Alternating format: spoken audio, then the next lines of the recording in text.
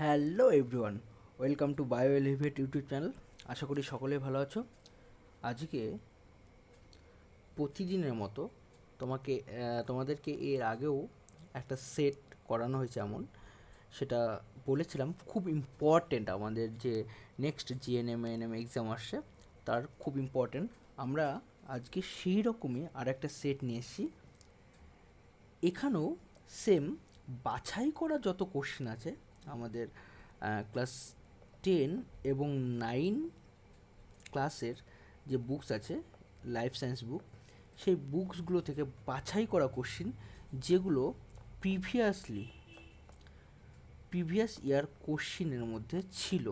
ঠিক আছে, এইরকম কিছু কোশ্চেন বেছে বেছে নেওয়া হয়েছে, সেগুলো খুব ইম্পর্টেন্ট, পাবে এখান থেকে। ঠিক আছে, এতটা ইম্পর্টেন্ট কোশ্চেন নিয়ে আসা হয়েছে আর এতটা সুন্দরভাবে অ্যারেঞ্জ করা হয়েছে, এগুলো পাবে। খুব ইম্পর্টেন্ট কোশ্চেন, আবারও বলছি খুব ইম্পর্টেন্ট কোশ্চেন। তোমাদের যে নেক্সট জিএনএম এনএম এক্সাম আছে সেই এক্সামের পারপাসে বানানো হয়েছে এটা। ঠিক আছে, তো আমরা আজকেও টোটাল 30টা কোশ্চেন সলভ করব এই সেটের মধ্যে। ভিভিআই এই সেটগুলো করেও যদি যায় কেউ, তাহলে মোটামুটি কিছু কোশ্চেন কমন পাবে, কেউ কিছু যদি নাও পড়ে। ঠিক আছে, কারণ আমরা কেবলমাত্র 6টা সেট করানো হয়েছে। ঠিক আছে, এই 6টা সেটের মধ্যে টোটালটা থাকবে তা কিন্তু না, কিছুটা কমন পাবে। ঠিক আছে, যদি কোনো কিছু না পড়ে, আর যারা পড়াশোনা করেছে এই কোশ্চেনগুলো সলভ করে গেলে পারে মোটামুটি তাদের হবেই। ঠিক আছে, তাহলে আমরা চলো দেখে নিই আমাদের ফার্স্ট কোশ্চেন আজকের। জাইলেম কলার সজীব উপাদান কোনটি? জাইলেমের আমরা জাইলেম কী কী নিয়ে তৈরি হয় জানি, ট্র্যাকিয়া, জাইলেম প্যারেনকাইমা এবং জাইলেম তন্তু।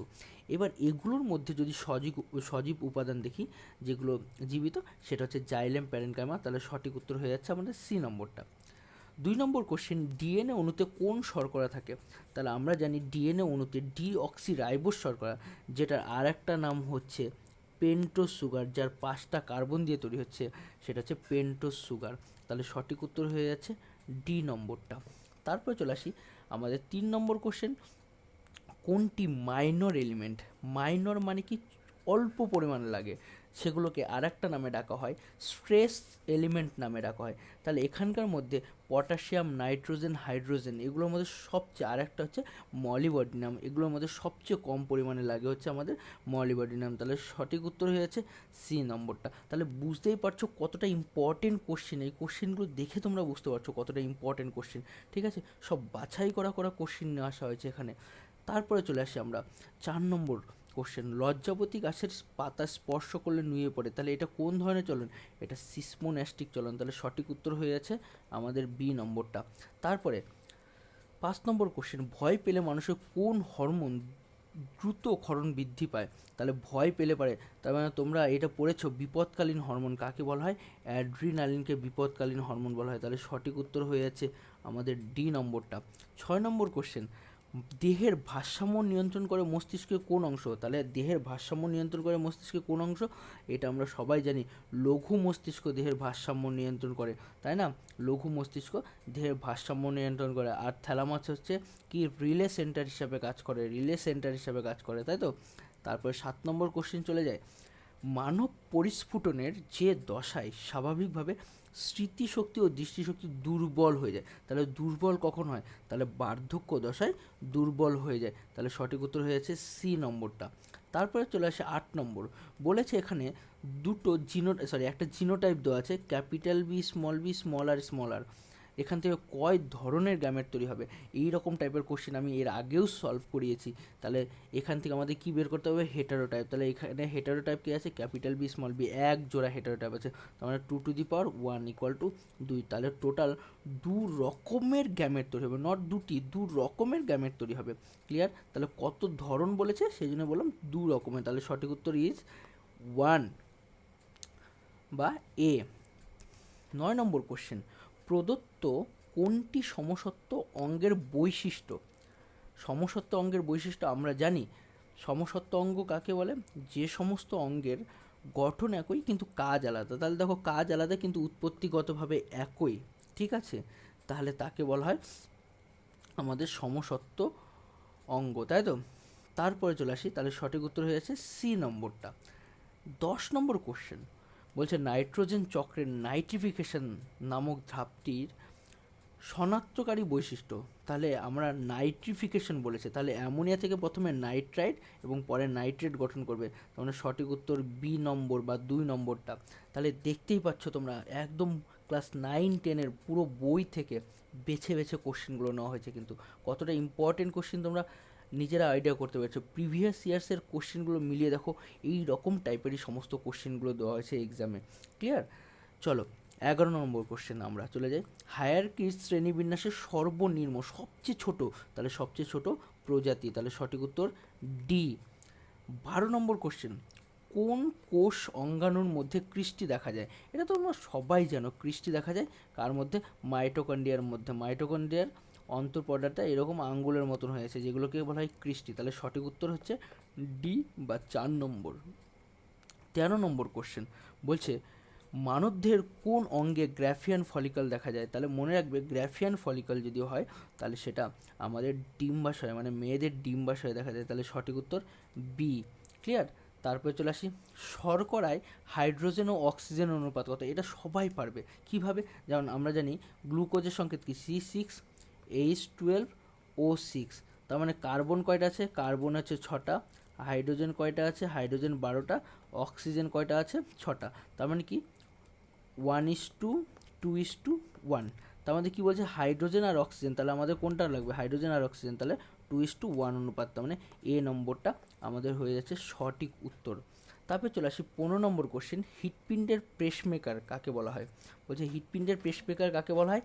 তাহলে মনে রাখবে, হৃৎপিণ্ডের পেসমেকার বলা হয় SA নোটকে, এ নম্বর পয়েন্ট। ঠিক আছে? আর যদি বলা হয় হৃৎপিণ্ডের রিজার্ভ পেসমেকার কাকে বলা হয়? তাহলে AV নোটকে। ক্লিয়ার? তাহলে সঠিক উত্তর আমরা পেয়ে গেছি। এবার 16 নম্বরের কোশ্চেন, উচ্চ রক্তচাপ কমাতে সাহায্য করে কে? উচ্চ রক্তচাপ কমাতে সাহায্য করে কে? আমাদের রেসারপিন। উচ্চ রক্তচাপ কমাতে সাহায্য করে কে? রেসারপিন। এবার তোমাদের হোমওয়ার্ক থাকলো, কোন গাছের থেকে রেসারপিন পাওয়া যায়? ক্লিয়ার? তারপরে চলে আসি, এটা কিন্তু করবেই করবে। ক্লিয়ার? আর কমেন্টে অবশ্যই জানাবে। 17 নম্বর কোশ্চেন, রেটিনার রড কোষ গঠনে সাহায্য করে কে? তাহলে রেটিনার রড কোষ কী করে? কাদের বেশি থাকে? রড কোষের সাহায্যে যাদের রড কোষ বেশি তারা রাত্রে দেখতে পারে, তাই তো, কম আলোতে দেখতে পারে।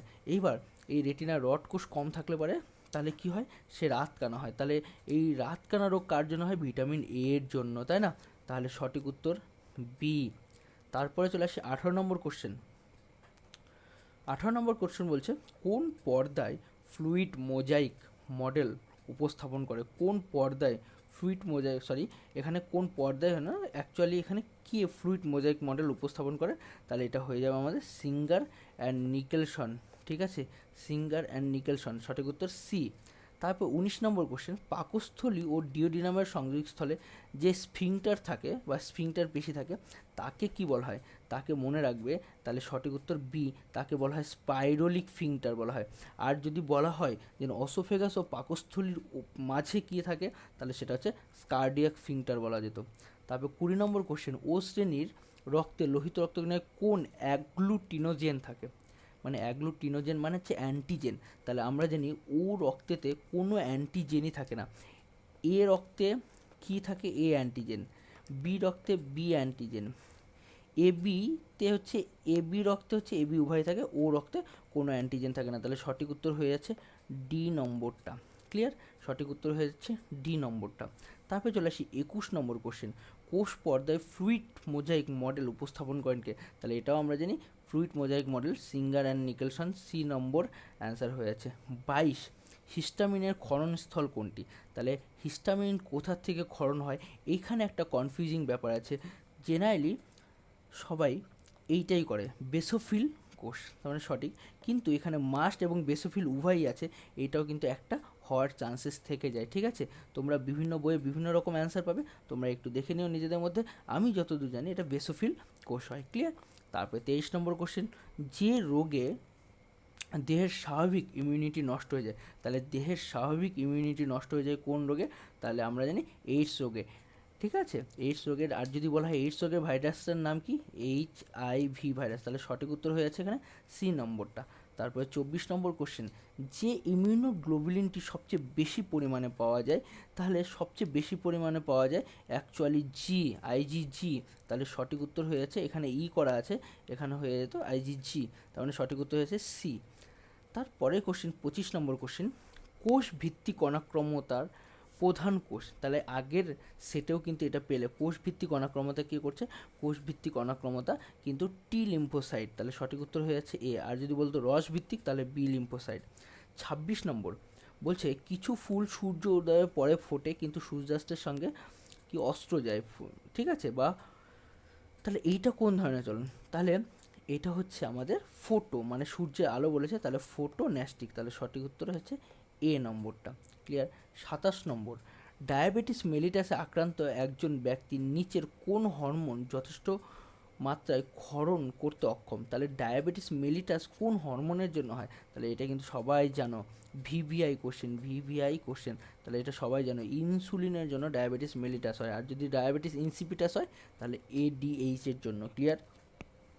28 নম্বর কোশ্চেন, দৈহিক উষ্ণতা নিয়ন্ত্রণের সঙ্গে মানব মস্তিষ্ক কোনটা, তাহলে দেহের উষ্ণতা নিয়ন্ত্রণ করে কে, তাহলে আমরা ভিভিআই জানি, দেহের উষ্ণতা নিয়ন্ত্রণ করে হাইপোথ্যালামাস, সঠিক উত্তর হাইপোথ্যালামাস। আর দেহের ভারসাম্য লঘু মস্তিষ্ক। ক্লিয়ার।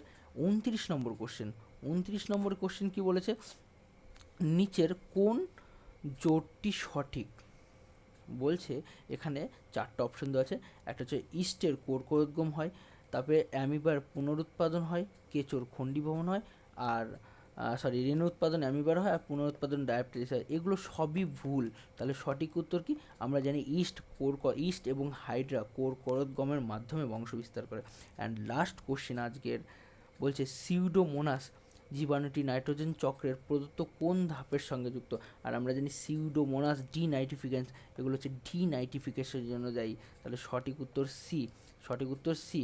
ক্লিয়ার। তাহলে তোমরা দেখতে পেলে যে না, এখন যে 30টা কোশ্চেন সলভ করালাম, সেই 30টা কোশ্চেন কতটা ইম্পর্টেন্ট, কতটা ভালো, মানে বেছে বেছে কোশ্চেনগুলো তোলা হয়েছে ক্লাস 10 এবং 9-এর বই থেকে, ঠিক আছে।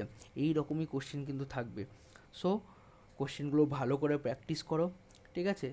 আশা করি তোমাদের সিলেকশন হয়ে যাবে, এবং ভালো করে পড়ো যাতে সিলেকশন হয়েও যায়। ক্লিয়ার। তো সবাইকে অনেক অনেক ধন্যবাদ ক্লাসটা করার জন্য, সবাই সাথে থেকো। হ্যাঁ, আমিও তোমার সাথে আছি বা তোমাদের সাথে আছি, যাতে তোমাদের সবারই সিলেকশনটা হয়ে যায়, ঠিক আছে। চলো আজকের মতো এখানেই, পরে দেখা হচ্ছে সেম জায়গায়। কোথায় সেটা, আমাদের বায়ো এলিভেট ইউটিউব চ্যানেলে। তোমরা কিন্তু সেখানে প্রতিনিয়ত একটু ভিজিট করবে, দেখবে যে কোন দিন কোন ভিডিওটা আপলোড হচ্ছে, ঠিক আছে। আমি প্রত্যেক দিন একটা করে তোমাদের জন্য এরকম সেট তোমাদের জন্য আপলোড করব। ক্লিয়ার। একটা করে সেট দেবো, তোমরা সেগুলো প্রত্যেক দিন প্র্যাকটিস করবে। চলো, টাটা, বাই বাই।